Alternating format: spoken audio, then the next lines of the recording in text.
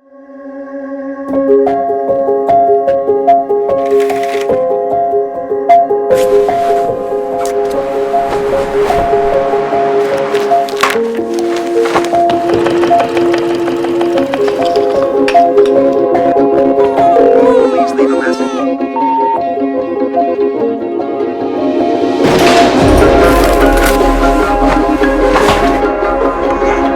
just checking in on you. Okay. Okay. I'll be back to groceries.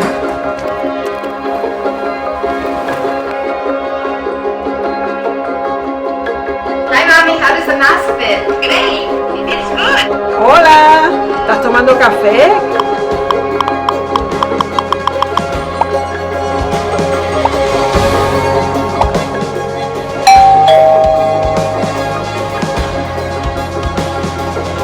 You make me happy, the skies are gray. Love you! We miss you! How you feeling? Beautiful baby.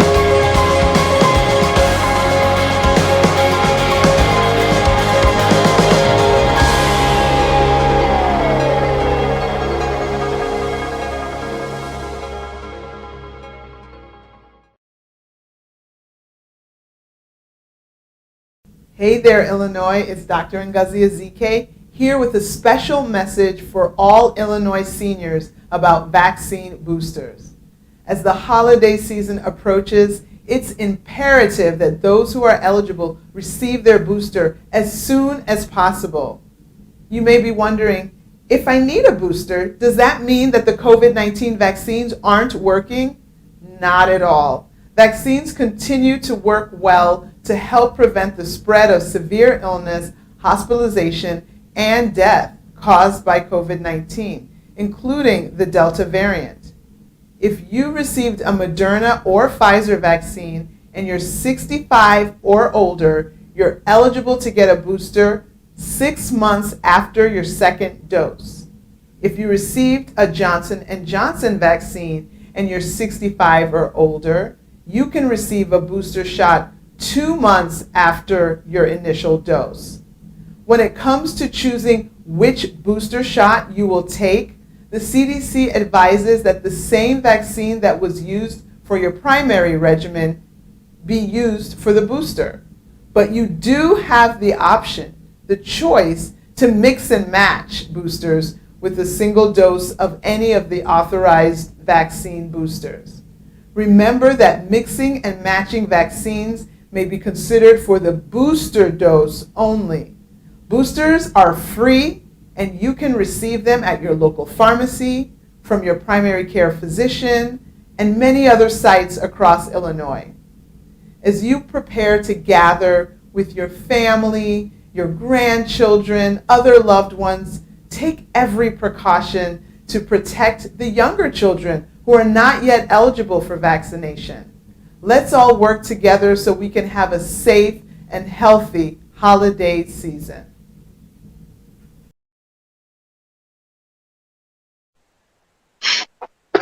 Hey everybody, welcome back to the Cookery for our day 3 of our fall-themed recipes here. I'm so excited for day 3, Joe. Save the best for last. Yes. I'm Joe, like she said. Chef Amanda's here with us. As always, we do want to give a quick thank you to all of the caregivers in our life, whatever role they may play in each of our lives. So this one is for you. Let's make some great food for them.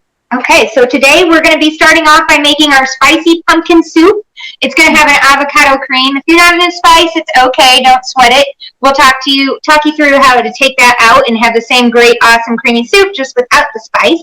We're going to make a homemade blackberry mustard, which we're actually going to get on and get going first. Mm-hmm. And then we're also going to make a turkey brie apple panini. And if you've never had an apple on your panini or on your grilled cheese with a little bit of brie, today is going to be special for you. You're gonna from now on. Mm-hmm. All right, so let's talk about our blackberries. Yep. First thing I have them is just in a large sauce pot, small sauce pot, whatever you've got, with a little bit of sugar. They've got a lot of liquid going on inside of them, and so our goal here is just to macerate those with the sugar, kind of get the liquid moving out and making it into kind of a liquid consistency, and sweetening up those tart berries with the sugar. We're going to let this cook down for a couple minutes while we get our soup going, and then we'll head over to the blender and catch the next step of that. So we're going to be bouncing around a little bit, is what I'm saying today. I guess, Joe, do you want to get started on the soup? I think we probably should, so let's make some soup. The start of a whole lot of soups, at least the best tasting ones, going to be an onion most of the time. So let's cut this one down into a dice like we showed you how to yesterday. So the first step, and the day before, is I'm going to cut my stem side off of my onion. After that, before I try to peel it, I'm going to split it in half right down through this root.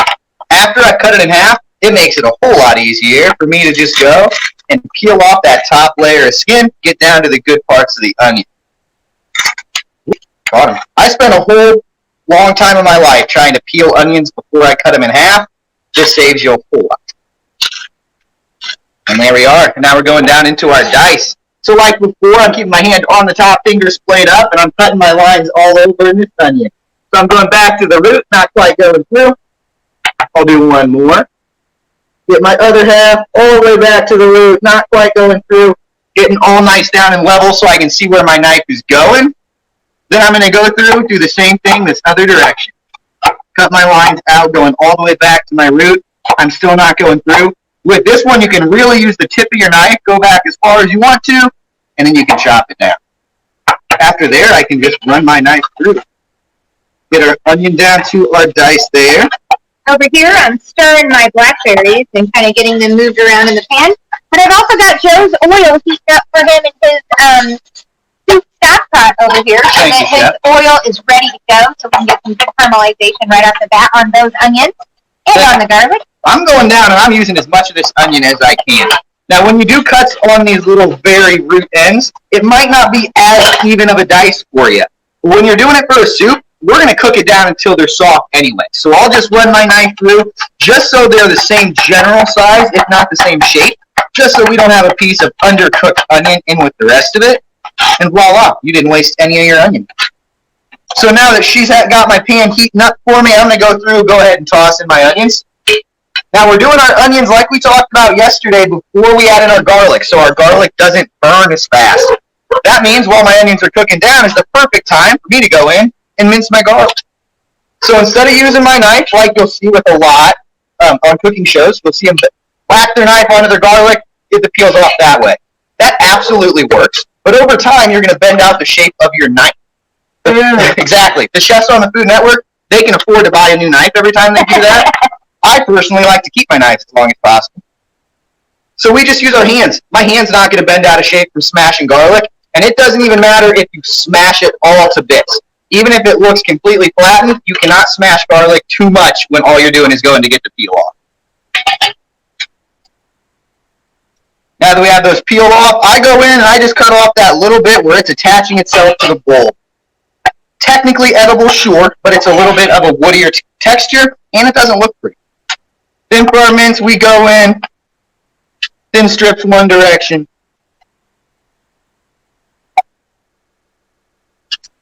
General same other way, running it through again. Once we have it broken down, we're going to do that rock mince motion and just keep going back and forth until we have down to that mince. And at that point, our onions are probably going to be just about soft and perfect. Our blackberry jam's looking great. You can see how much liquid those blackberries have already released.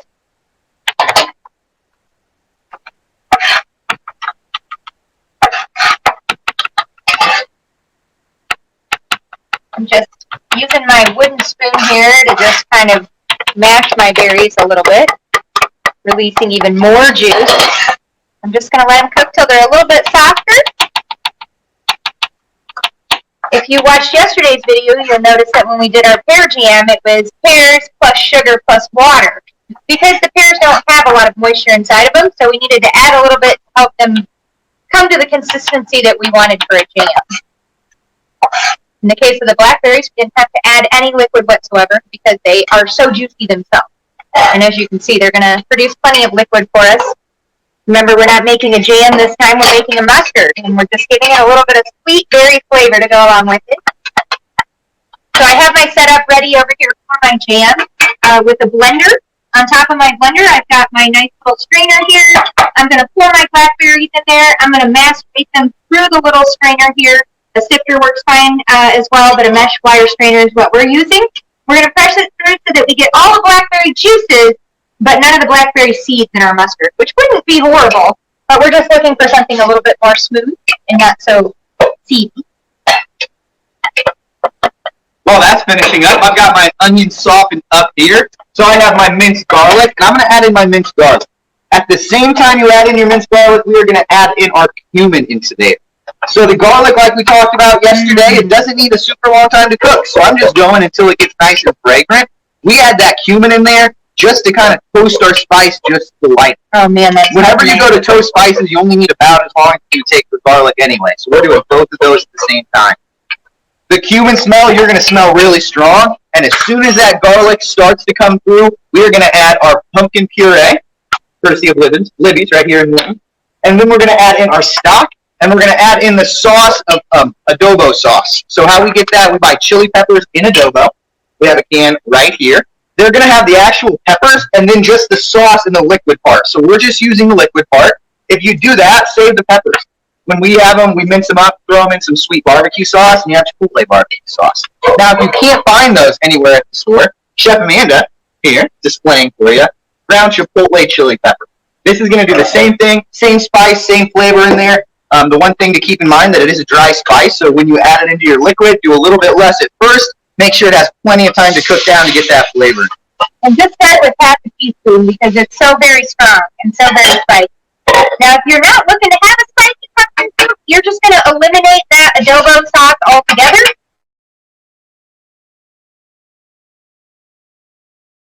But progress with your soup, the rest you have it laid out for. And if you like that mild chili peppery taste, but you don't want the heat, you can do a few teaspoons of the mild chili pepper as well. It's not going to give you any more of that spice, but it will give you a little bit extra flavor. All right, check out what we got going over here. I've got my blackberries that I just cooked with a little bit of sugar in my saucepan. I've now added them to my mesh strainer little setup here, right over the top of the blender, so I don't dirty another dish. I'm just going to press it right through. And this blackberry mustard, oh my goodness, it could be cranberry mustard. Just literally substitute your cranberries, fresh cranberries, in place of your blackberries, and voila, you have cranberry mustard, which I made for my very first final ever when I was in culinary school, by the way. And I'm pushing this through just to, again, separate the pulp and the seeds of the fruit, but getting all of that yummy, juicy flavor without all the seeds. Raspberry and blackberry are two of my favorite flavors, but having the seeds in anything when you go to eat it just ruins it for me. Really? It does. I don't mind it. When you get them seedless, I'm a big fan. I don't mind them as much when it's raw. I guess it depends on what I'm plain eating. raspberry. I don't want raspberry jam unless it's seedless. Oh man, that smells like heaven. All right. So we'll put all that back in there. Set that aside. Our pumpkin soup now has everything in it. We did our pumpkin puree. We did our chili sauce. We did our stock. We have our onions, our garlic, our cumin all in there. So now we're just going to let it cook. We're going to let it sit at about a simmer, medium-low heat for another 10 to 12 minutes. After those flavors get nice and built, we're going to hit it with an immersion blender, get it nice and smooth consistency for us, and then it's ready to eat. Yep. All right. That looks delicious. It smells great. Screams pumpkin, holidays, and fall favorite. All right, well, back over here to our blender. Now all I have in here is the blackberry juice that was left from after pressing the berries through the sieve. So I'm going to add the next 4 ingredients in my recipe after the honey. So first I'm using a raw, unfiltered clover honey. I believe it calls for 1/4 cup. And I eyeballed this and decided that it was just about a 1/4 cup because honey dishes are hard to scrub. True that. And it's going to get the honey, and then it's going to get 1 tablespoon of dry mustard.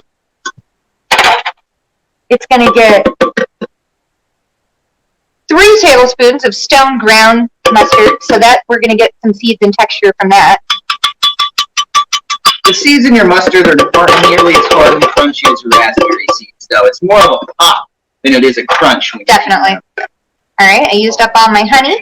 And then the last thing to go in there is my lemon juice. And you know what? There's a little bit right there. I'm just going to use this guy and make sure it catches all my seeds And we need about 2 tablespoons of fresh lemon juice, which you'll get from about half of a large lemon. And then we need a teaspoon of salt. And pop the lid on, and then we're going to stream in our olive oil, very similar to how we would do with like a homemade mayonnaise or aioli.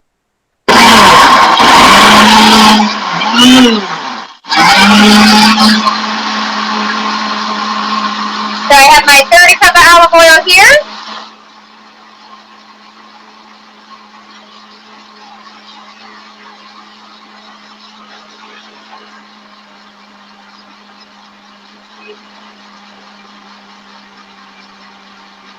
So pretty.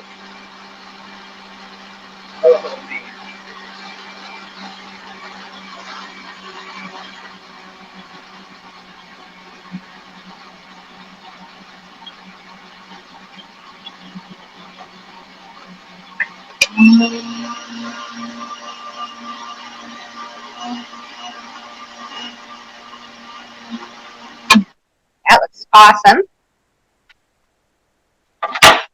I'm just going to pour it out and then taste it. Make sure that we like the flavor. Yeah, pretty.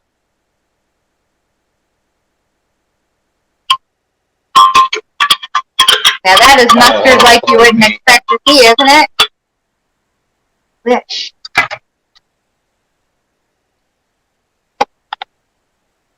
You guys might be wondering, why is that so thick? We didn't put anything super thick in there. That mustard is your emulsifier. Yep. So the mustard, both that in the ground, our action of slowly drizzling in that oil, it made it come into that nice, thick, mustardy sauce. It's so good.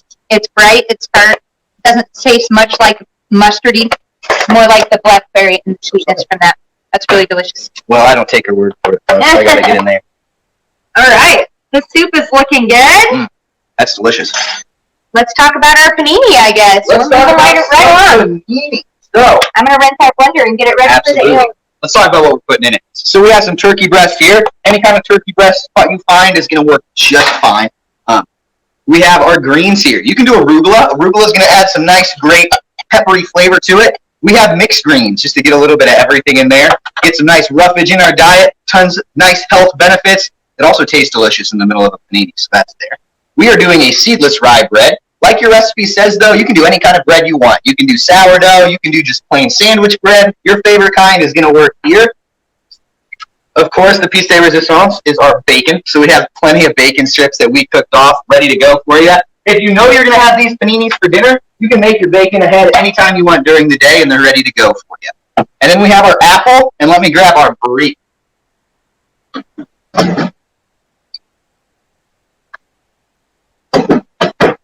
Our brie we had in the freezer for just 5 minutes or so. We didn't want it all the way frozen, but as you'll see when you make this at home, brie is a softer cheese, so it's going to take a little more stick-with-itness to get it cut and sliced nice than a lot of other cheeses, but a quick freeze is really going to help that.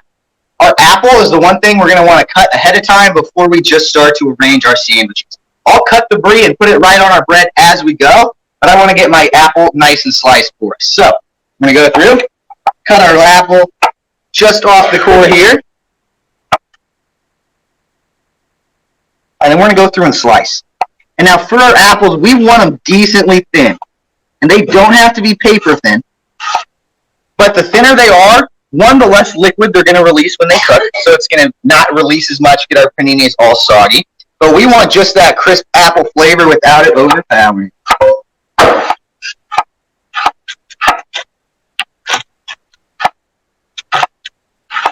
Ooh, casualty. While Joe's working on the apple, I'm going to work on the other parts that are going to go to our soup for our finishing touches. First of all, it's going to get a sausage inside of it. You could do any sausage. Andouille would be really good if you want to keep the spice thing going. But I really thought fall soup, it'd be nice to do a chicken and apple sausage inside of there. So I've just got one here that's apple and chicken, no nitrate free. And we're literally just going to cut these into little slices.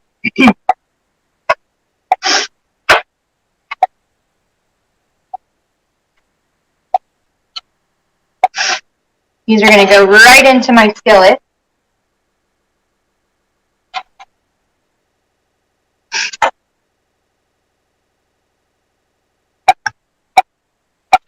And then we're also going to make an avocado crema that's going to go over the top of our soup to add some color and some creaminess. Yum. And then while she is just finishing chopping, getting that to the heat, I have my Brie here. And I'll show you guys just a quick note with your Brie, is you are going to have this white rind that we want to get off just the top of our Brie. And you can use a knife to kind of get it started. It's totally edible, but it just doesn't taste very good. No, it doesn't. So you can tell there really easily where you have that white start from the outside. This is, like she said, an edible cheese rind. The real Brie goodness that we want, though, is right down there in the middle. So you're just going to go in and just shave it off. Once you get in there, you can see the line of where they press that rind in there. A little bit of it is going to be okay, but we'll go through, shave off as much of that as we can. Same with the back side.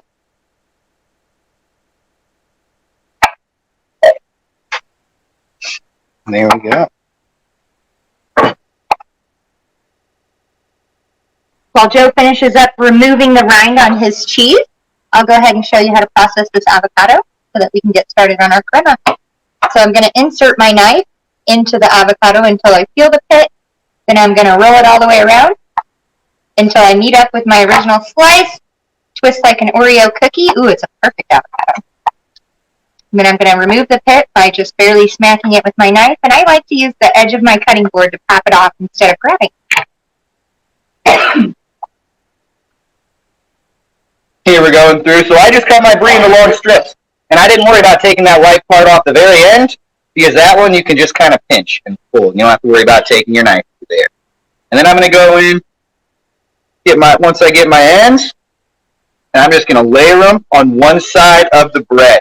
We're only going to do cheese on one side. The other half of our panini is going to get our Blackberry Mustard that we just finished making on it.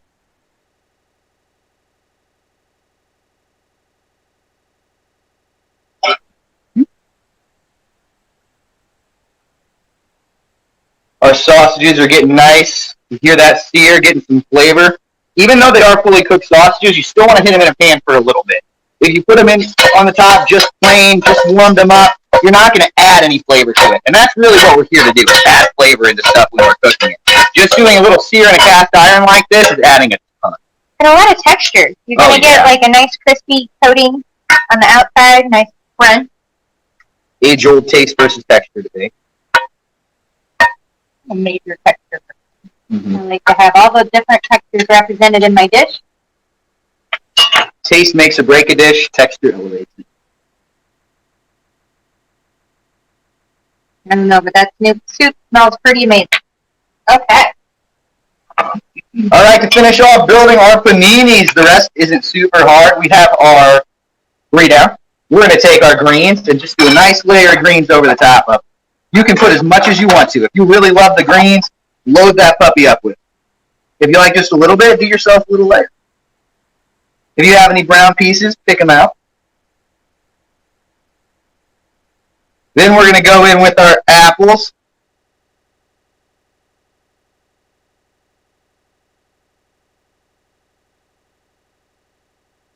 And we're just using a roasted turkey here, but you could go Cajun. Now they make a sun-dried tomato turkey that would be amazing. If you want chicken, do chicken. Very versatile. It's a grown-up grilled cheese. It could be anything. Oh, yeah. All right, after our turkey's down, best part here, we got our bacon. Now, you baked your bacon right now? I do. I think baking it is going to get it a lot. For sandwiches, it's good, too, because you see these are really flat and long. If you do it in a pan in a cast iron, you're going to get your crinkled, curled up bacon. That's delicious. It tastes good. It doesn't lay as flat and nice for a panini. Also, I think it cooks a whole lot evener in an oven, and you don't have to stand there with it getting splattered. We put ours just on a baking rack so the fat can pull up through. If you don't have a baking rack, it can go right down onto your tray. Just keep in mind you are going to have some bacon fat in there, so be careful when you're pulling it out and getting the bacon off. Our sausage looks awesome. I think that looks pretty good. Yum. I need some of our Blackberry Mustard, though. Goes on our other side. And then so your recipe, it has you buttering the sides of your bread. That works absolutely. and you can do that. The other thing you can do is we're going to get a cast iron skillet, and we are just going to melt some butter right in that skillet, and then we'll rub our bread onto that while we set it down. Ooh, I like that idea. You don't need to go too crazy with your mustard here either. It could get your bread just a little soggy, and we always have it on the side, and we can dip it in afterwards. So you don't need to fear about missing out on it. Thank you, Chef. Mm-hmm.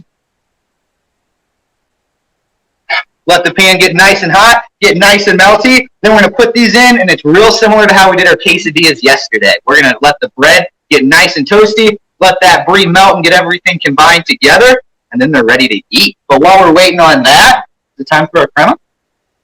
Is it time for what? We're making the crema? Yeah, we can make the crema. Perfect. All right, well, we have our avocado, which we sliced in half. The next step to that is our blender. We're going to put our avocado right into there.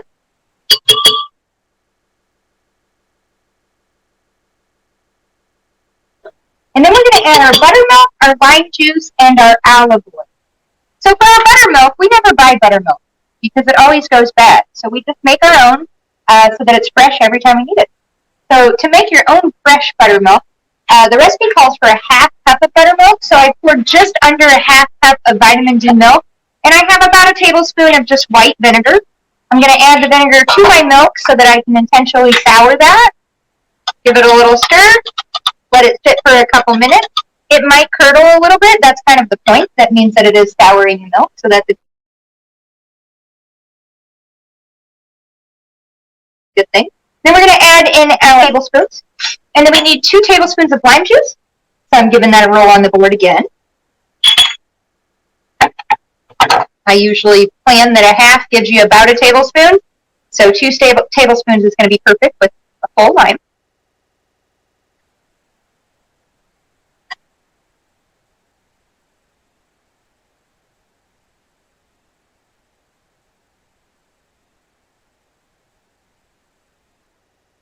Okay, and then we're going to add a little bit of salt to that. Can you leave the salt there, Phil? I absolutely can. Okay, just a pinch of salt. And then our buttermilk. All right, and then we're going to get a little bit of water and just have that on deck in case we need it for consistency, but I'll meet you at the blender. Here we go.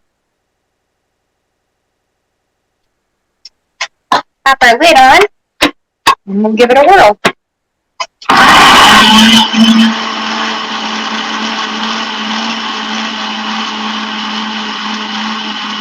There we go.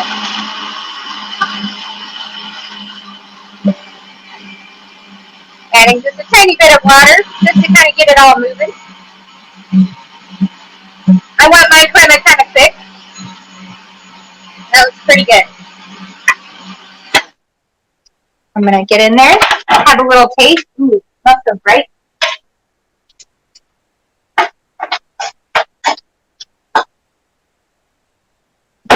If you don't have a panini press, if you want to mimic that panini press, just get in there and press it, folks.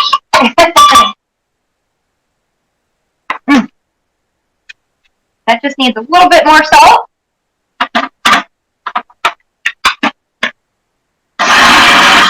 And a tiny bit more water.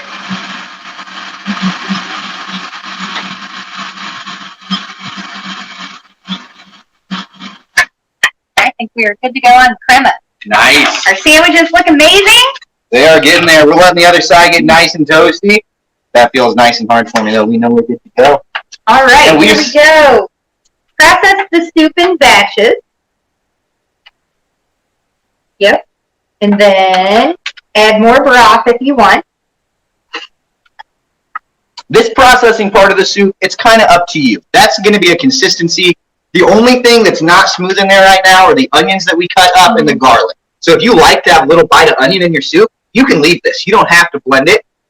If you like it smoother, you want a traditional cream of pumpkin style, you can use an immersion blender, you can use a blender, a food processor, and just blend that until it's all mixed together. And again, we like this immersion blender because we can keep the soup in the bucket, in the bowl, in the pan. So we'll give it a little puree. And again, this recipe has a variance of 3 to 4 cups of stock or chicken broth. So it's up to you. If you like it to be a little thicker, then you can leave it as is. If you want it to be a bit thinner, then you can add the rest of the broth and cook that in. It's pretty good to me.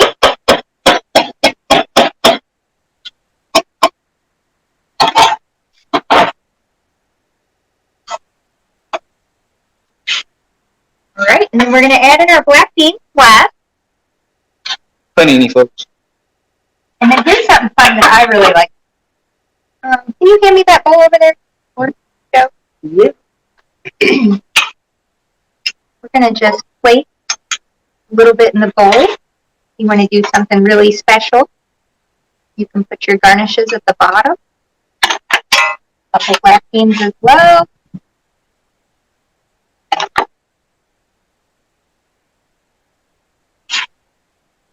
And I think this gets the smoked paprika in it, and then we're finished. That goes somewhere, I can't remember. Yeah, oh, right on the cutting board. Does it go in the soup or the crema? Okay. Smoky paprika is my absolute favorite spice. I like to include it in almost every single recipe if I could. Oh, yeah. So good. And this is going to bring just a really smoky note to the soup that's going to kind of blend those black beans together just perfectly.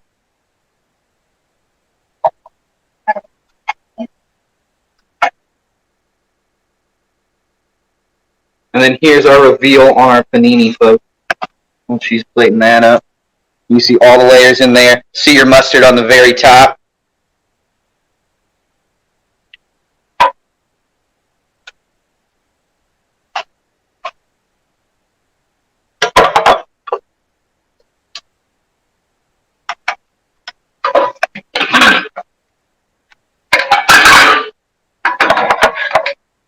Putting everything in.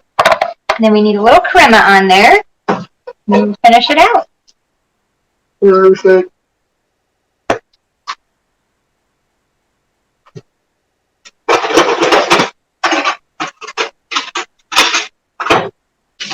How thin is our crema? Do we want a spoon or should we pipe?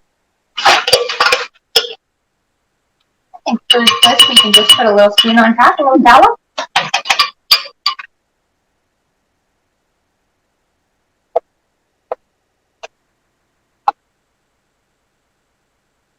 Delish. Awesome. All right, and there we have our spicy pumpkin chipotle soup with our chicken and apple sausages on top, and then our turkey and bacon and arugula panini with apple slices on top of that, and then of course we have our blackberry mustard on top of there as well. All right, thanks everybody for joining us for day 3 of our thank you to caregivers and our AARP sessions. We miss you guys. We hope that you're all staying healthy and being good to yourselves and your bodies. And we wish you a happy Thanksgiving. And we'll look forward to being back and seeing you in December for another session of Holiday Favorite Food. Thanks, everybody. Thank you, guys. See you next time. Bye.